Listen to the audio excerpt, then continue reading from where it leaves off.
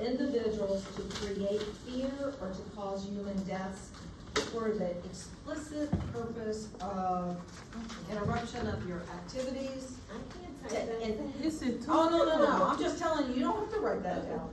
Intimidation, okay, to gain a military advantage.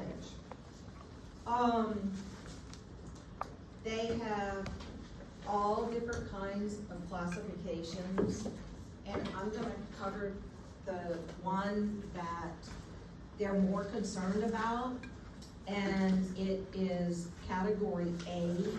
These are the ones that, if you wanna intimidate someone and cause a lot of damage, you want something that's easy, cheap, and can cover a lot. And there are 4 things that are in that category A. And this is what I want you to do on your sheets of paper. We're gonna divide them up into 4s. The first one we're gonna cover is botulism, okay? Botulism goes way back. They put it in water. How can they do it in the United States or somewhere in the world? They can put it in canned food that you buy. Put it in where it's manufactured. Put it in the water, it's cheap. Now, you can't cure it. Treatment is supportive care. What are the symptoms that you're gonna see with a person with botulism? If paralysis, okay, because everybody knows it paralyzes wrinkles. Well, what part of your body do you not want paralyzed? Your diaphragm, your breathing, okay? So these people are gonna come in. If they have trouble breathing, you can bet you're gonna have to put them on a vent, okay? They are also, for your stick man's eyes, you can put a whole bunch of eyes up there, they have blurred vision. It's gonna be another sign. And what else are they gonna do? They're gonna have slurred speech.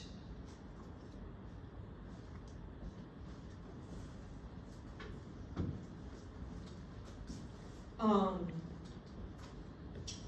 gonna send these around, but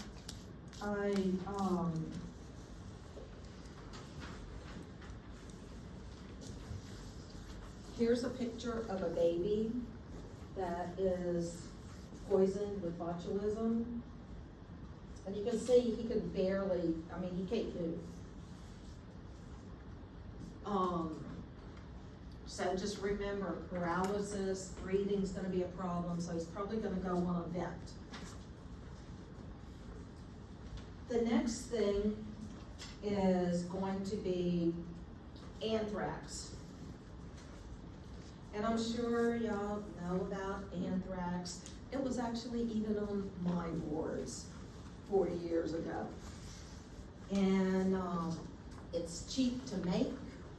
It can be in an aerosol, it can be in a powder, which is the way we see it in all the movies, right? In the envelopes, they open up the package and they breathe in the smoke. Cheap, cheap, cheap to make. So where does anthrax come from? Anthrax, deep in the ground, there's a mineral called anthracite. That's why it's called anthrax. And if it's found in the ground, they usually cannot use it for farming or for plants for like hundreds and hundreds of years. It's not like it's gonna get better in a year. Cannot use it. But every now and then, you're gonna get some cattle, animals that are on it. So who would be people that would be at risk a lot for anthrax? Farmers, taxidermists, people that cut the animal's hair, shear, lambs. So, it's, like I said, it is man-made, it can be man-made. So if you can breathe it, what would you advise someone to do? Special mask, wear a mask. A mask and probably gloves, okay? In, a lot of places, the vets actually take some kind of vaccine for this. I think the military does too, but we're not gonna get it, so.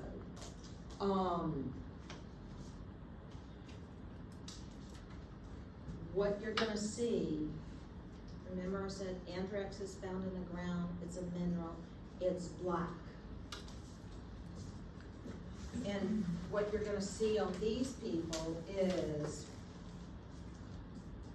it's gonna be just a big old black spot. I actually was gonna do all my colors on me today, but after 2 days of clinical, I just couldn't do it this morning. You're gonna see a big black area, all right?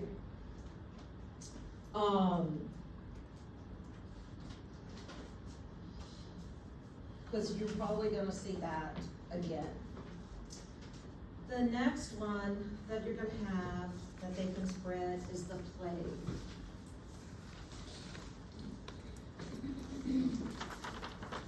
This comes from, can also come from animals.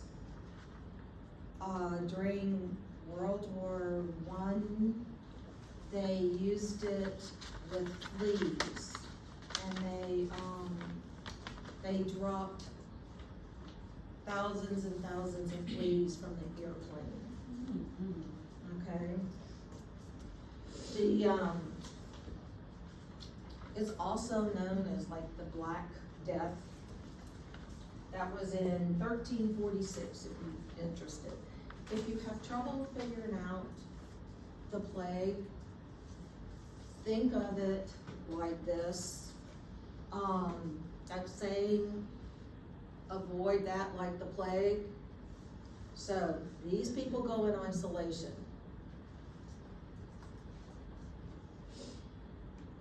Another way of thinking about it that you see it depleted a lot is in the pirate movies, right? Because they have always the rats running around on the pirate boats. So you put pirates with plague if you're a person that has to study that way.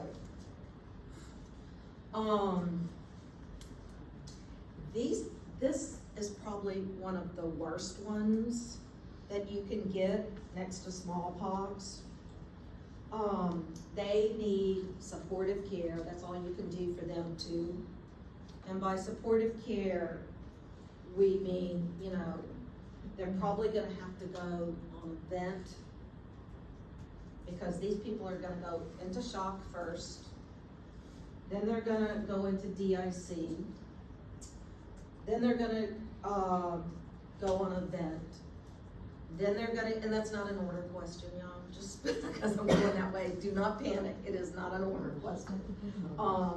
And then they're gonna get septic, so most of these people die. And they've been doing this for thousands of years. The next one. Wait, Ms. Dickerson, what did you say about flea bites? If they no, it's not gonna She be. diagnosed my flea bites. I showed my fetus, she said, look, the mosquitoes ate me up. She goes, girl, that's flea bites. I'm like, what? Lulu's in heaven. My If she starts acting weird, we'll avoid her like the Well, plague, right? There you go. That should have said. Just step over her and put a black tag on her, young. Oh, man. But, I mean, you know, think We'll about talk it. her way out of that black bag. Yeah, she did talk her way out. Think about that with COVID, you know, it was all that hush hush, it came from a rat, it came from a bat, it came from all that. So a lot of these things can come from some of those animals, but they can also turn it into warfare, biological warfare. The next one, and this is the one that I really don't want, is smallpox. Now, how these people, if you think about it, it's a cousin of chickenpox. So, if you got a patient that has chickenpox, you put them in isolation, right? So a smallpox person is also gonna go in isolation. You always, always protect yourself first. Don't run this patient down to the ISO room. Put yourself, your own PPEs on before you do anything with them. They're gonna look terrible. They are gonna look a lot like, oh, you just don't wanna be anywhere near them. I promise you. I have it, so give me a minute, I'll find it. I have monkeypox. I was covering monkeypox, but that kind of went out of the window. But look, if you look at this person, just looking at him, he's gonna have fever, you know? So how do we treat the fever? With some Tylenol and some IV fluids, right? Plain old basic nursing thing. These people, if you look like that, you're gonna have anxiety. So we're gonna have to give them something to relax. The books are raised like that? Yes, they're raised. Yeah. You guys are too young to see chickenpox. They're raised, they're red, they can have the pus coming out of them. And then when they're dried over, they'll bust just like chickenpox. Is that when they're not? They're supposed to be, well, I wouldn't go anywhere near them because it hasn't been out in, 50 years? I don't know, I got a smallpox vaccine. Maybe that's why I didn't get COVID, I don't know. But these people need to go in a negative pressure room. Another thing you can do is you can tell them to stick out their tongue and they will have red spots on their tongue.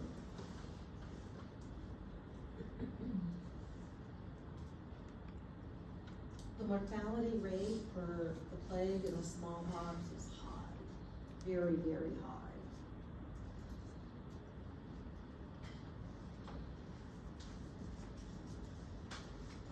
They don't vaccinate against smallpox anymore, do they? We have, if you're military, they're vaccinating now. If you're going to third world countries, you can get it. It's a little bit hard, but you can, there's only 2 places where we have the vaccine, and Russia has it and the US has it. We're the only 2 countries. And it's under lock and key. I mean, it's literally chained up with guards. The vaccine is, or the? The vaccine is. I know. And the actual Yeah, the smallpox. virus, yeah. They kept the actual smallpox. Now, if this makes you wonder, when I was researching the thing on the Gaza hospitals, they're having a problem with chickenpox, outbreaks of chickenpox.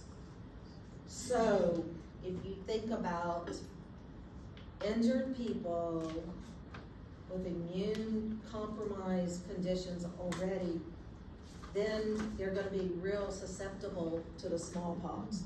You've got thousands and thousands of people in a small area that probably have never been vaccinated for chickenpox. But since everybody can fly these days, if you're gonna go work the ER, you might be a little bit more cautious. If you got neighbors that all of a sudden start getting spots all over them, I'd be a little bit worried when you see a trend like that. They also are getting malaria and typhoid. And they expect it worse within probably this week because the rest of the, they have no water coming in and no antibiotics. They're giving, the way they're doing their antibiotics is they're giving one pill. And, because you don't get the whole 14 days dose to see if that works. So it's important when I talk to some of my clinical students, they go, oh, I don't watch the news. If you're gonna go work in the ER or the ICU or community clinics, you need to watch the news. You need to see what's going on, because I get bulletins every morning from the CDC with stuff that they've got going on. And when I was driving to school this morning, I was listening to a radio station and they were saying how all these people can go in and they can do all these different things, you know, shoot all these people up.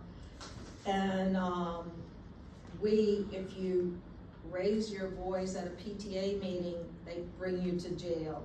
If you do some other minor thing here, they research all your records and they go back and look and see what you were looking at on the computer, which is what they're doing with the shooter, the main shooter last night. And I was thinking, oh my God, if they go back and they look at my computer, because I have nothing but bioterrorism stuff on there. You know, how's the easiest way to do this? How's the worst way to do this? How do you make a nuclear bomb? You know, so it's, and when I was carrying, I used to have a lot more than this, and I used to carry it and I thought, oh my God, don't let me get a ticket going across the causeway, and they look at my car, it'll take me forever to explain why I have all this stuff. Okay, so those are the 4 ones that you need to know. You need to know if they need to go in isolation, what they're gonna look like, how you're gonna treat them. That's why I use stick people for it. I'm not gonna cover monkeypox because you're not hearing very much about it anymore. And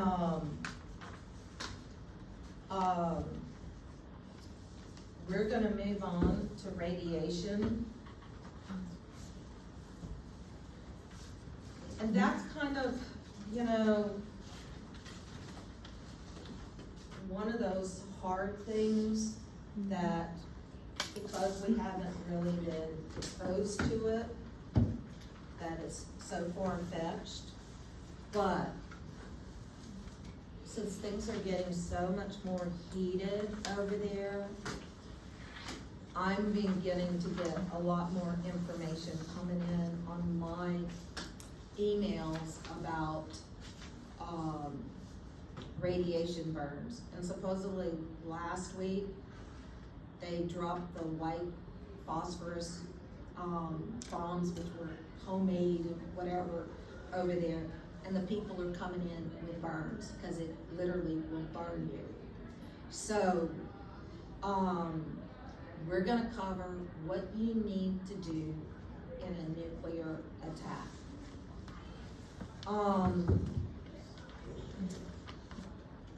We are in here, so I really can't use this room as an example, but if you had a nuclear attack, which is gonna push out all this radiation, where would be the safest place for you to go in this building? No windows, for sure. No windows. You put as much distance, solid material between you and the walls. These walls will probably be better than our walls in the new building, because these are all concrete, I'm sure, brick or whatever, concrete squares. The bathrooms is, you know, they're usually marble or something inside. don't do like they did in, Chernobyl, where they ran to the window to see what was going on, like we do when we were at the other school. If you hear the ambulances, everybody run the window to look. You don't wanna do that, cause it comes through the window. With that being said, you know, you're not gonna know when it gets on you, but this is what you can do. You can, if you take your clothes off, you can remove 70% or more of it, okay? 70–80%. But you're all here. How many of y'all have a change of clothing with you? Oh, really? There's one, okay? We're all gonna steal her clothes. So, I'll go what naked. you do is, you can I'll go get go naked. and you can shake it off. And worst case scenario is you can put it back on, okay? You don't wanna stay in it without taking it off and shaking it. If you have it stored in a drawer, if you're at home, and if you have clothing stored in a drawer, it's safe to take it out of that drawer and use it. The other thing you wanna do immediately, if you are around water, is you're gonna wash it with soap and water. At the, when they're decontaminating them with the tents, they're using like fire hoses to use it. You start at the head and you go down to the feet and you wash the bottom of the feet. Okay? So, like a head to toe assessment. If you're at the head, you have to wash their hair. Since all of you guys are young, you all have long hair, can't use any conditioner. Why can we not use conditioner, or why is it recommended that you not do it? Because the radiation is gonna stick to your hair, okay? You don't use hot water, you don't use cold water, you use tepid water, mild water, warm water, whatever you wanna call it. Doesn't have to be an ice cold shower, but if that's all you got, that's all you got. You wanna set it up to where when you're washing them, preferably you're on a hill. I don't know how that's gonna work down here, but be up higher, wash it to where the water drains downhill. If you're working at a scene, you're gonna take those clothes, you're gonna put them in a bag, and you're gonna date and time it, especially timing it. Radiation, 10 o'clock. Most people that, the radiation hits them, they're gonna die within minutes at the scene. The others, it could take hours, and the others could take days or months. And it's not a really nice way to go. There's tons of labs that you've gotta do and everything, but I'm not going into those. There's all kinds of protocol.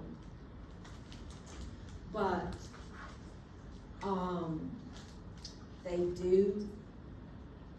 you can take potassium iodine pills if you can find them. They are a very, very short supply. And they have to be given within the first 4 hours. If you give it later than 12 hours, it's useless. So you have to, might be another thing that is now being advised to keep in your emergency box, is iodine pills. If y'all can find them, let me know. Iodine pills. You want them? For radiation poisoning. Now, yeah, this is all nuclear, but we live down here, and how close do you think you live? If the nuclear plant explodes, how close do you think you live to a nuclear plant? I live very close to a nuclear Tabs. plant, and my husband's a nuclear engineer, he says that plant is not gonna explode. Okay, well, that's He said it's good. safer than a lot of stuff that you know, And the, and I believe him. That's right, you better. but we're believe it. within like 50 miles, and it used to be. That's right. It used to say within 20 miles, everything, you were in danger. Now they've moved it further out to 50, which I hope it takes, doesn't happen. which takes the whole entire, most of New Orleans, okay? There is a fallout shelter at, on West End, a public fallout shelter. I'm not sure if it's still open. But It used to be the big hump that you'd go over in the middle of the neutral ground in between Pontchartrain and West End. I don't, well, y'all are too young, but we would see it when we were going out to the, and I don't know if The hump they, is still there. the hump is still there. And so, which means I that think the it's place is still closed, there, they just, yeah. Now, the people that probably live in Alabama, North Alabama, North Georgia, that all have, you know, on the highway, they have those, tornado shelters, probably be pretty safe in there because they're all solid concrete. But we have, just so that you're aware, there are other plants around in Louisiana, and there's a really big one in Mississippi. With, Chernobyl, it's still not, it's still leaking, and they're still having trouble. They just now started letting journalists go in and look at it.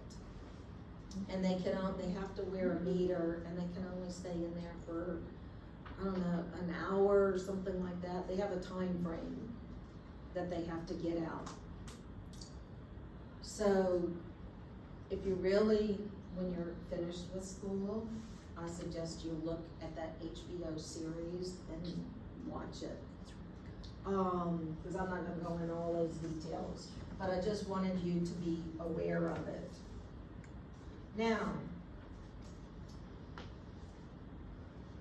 if you have wounds, because you gotta remember it's gonna be an explosion, so you're gonna have some cuts.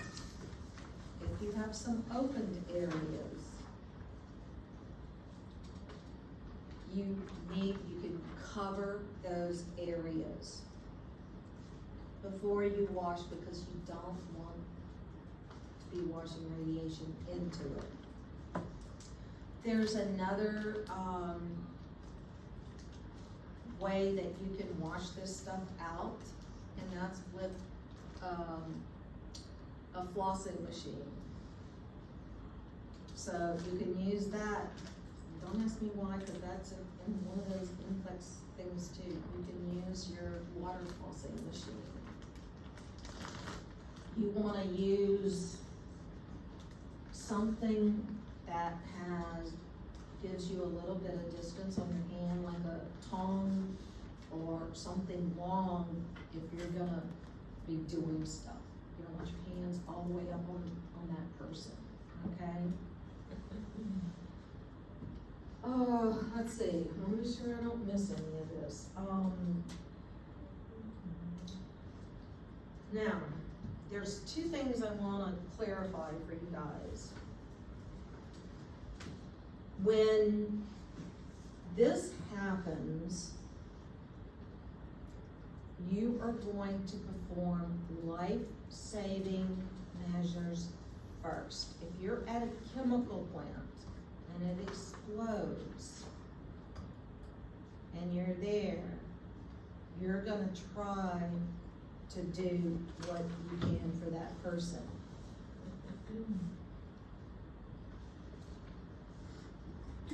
If you are at a disaster scene and you are triaging, the walking wounded go first. However, if you notice on the, video, the first thing he did was get all his walking people out first. Then he went back and did his second assessment. So after your second assessment, we've already got all the healthy people out. We're gonna decide which one of these people are gonna need a problem. So if